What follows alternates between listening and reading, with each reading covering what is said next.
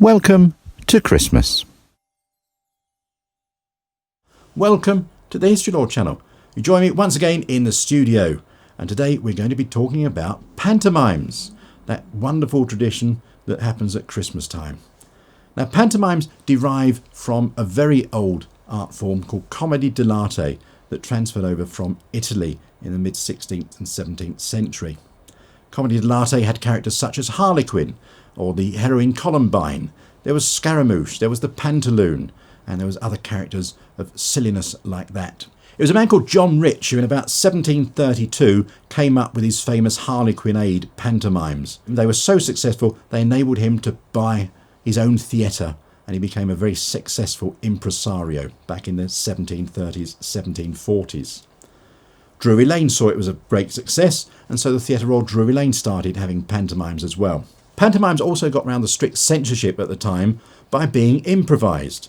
If you had a script, then you had to go to the Lord Chamberlain to get it approved. If you had no script, it could be ad-libbed. It was a one-off and gone and done and dusted. It was around this time that they started using famous fairy tales and some bits of history. For example, Dick Whittington and his wonderful cat first came out around about 1820, 1830.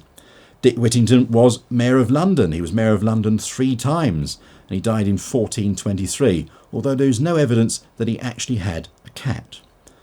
Another successful pantomime of the time was Robinson Crusoe by Daniel Defoe, all about the castaway Alexander Selkirk. I think Robinson Crusoe was first published in around about 1719, and it became popular in the 1820s and 1830s as a stage production. We then had the Arabian Nights books that became successful, and from those books we get such wonderful pantomimes as Aladdin and the Arabian Nights, Albarn and the 40 Thieves. Then we had French fairy tales such as Goldilocks, Little Red Riding Hood, and of course one of the favourites of everyone, Cinderella. But throughout history, men have always played the women's parts in most stage productions. Even in ancient Greek times, men would play the women. In Shakespeare's times, it would be young boys playing the heroines, and the older men would play the nurses and the comedy roles like that. So it wasn't surprising that the men were playing the old ladies or the dames. Now, the Pantomime Dame is a very famous British creation. And the first Pantomime Dame was in about 1806 in a play called Mother Goose, which you can still see today. Pantomime drew on this convention, and in 1806 it was Samuel Simmons who played the first recognised pantomime dame in Mother Goose. Other notable pantomime dames of that age were indeed Joseph Grimaldi, the clown, and we're hoping to do a whole video about Joseph Grimaldi in the new year. Move on to the end of the 19th century and we get probably one of the most famous pantomime dames of all, and that was Dan Leno, the music hall star. And every pantomime dame since owes a great deal to Dan Leno. He was the model of the modern pantomime dame. For me, the most famous pantomime dame of all is Widow Twankey in Aladdin. That's a strange sort of name, Twankey. Where did that originate from? Well, originally she was called Widow Twankay, which was a play on words of Twankay tea, which is a rather inferior tea that comes from the Tuan Key region of China. Over the years, it became corrupted and she became Twankey. Moving on to modern pantomime dames, some of my favourites that I've seen over the years were the wonderful Terry Scott, Danny LaRue, who I had the fortune to work with. My favourite one of all, the ultimate pantomime dame ever, was Les Dawson. I had the great pleasure of seeing him at the Wimbledon Theatre a few years before he passed away. Even I've played pantomime dame, and if James does a bit of wizardry, he can put me up there looking at myself. Not looking too bad, am I?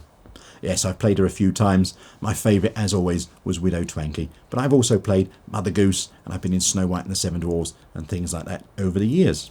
Pantomime is as traditional at Christmas as pudding and tinsel, and I hope it will be for many years to come. Well, thank you very much for watching today. If you have enjoyed it, then please do subscribe. If you want to see when videos are uploaded, there's a little notification bell. In fact, it should be a sleigh bell this time of year, just down there. And if you want to see what we do outside of these videos, then please go to historylord.co.uk and see about the walking tour of London, or look in the description below and see about the 2 Jameses who are stood behind the camera and see what they do on their YouTube channels. They're both very good, you know. I wouldn't work with them otherwise. Take care of yourself and stay tuned. Christmas Day, we do have a very special guest tropping into the studio. Thank you for watching. Take care. I'll see you soon.